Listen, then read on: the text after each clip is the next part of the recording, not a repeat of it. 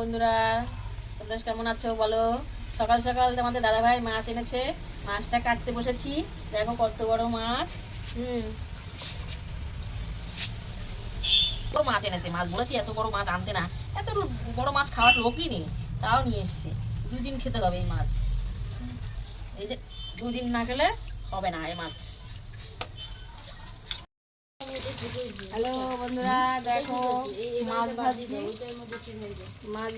দেখো ওটা কি দরকার? ওই যে মাছের মাথা দিয়ে আলু দিয়ে কুমড়ো দিয়ে তরকারি করবো, আর শুধু মাছের ঝোল করবো, পাতলা ঝোল করবো শুধু মাছের।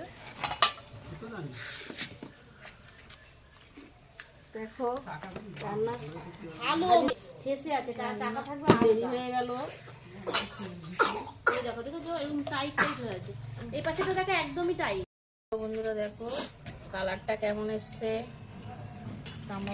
খেতে কেমন হবে, কালারটা কি সুন্দর হলো? দেখতে তো সুন্দর লাগছে, খেতেও ভালো লাগবে, কমেন্ট করে জানাবে।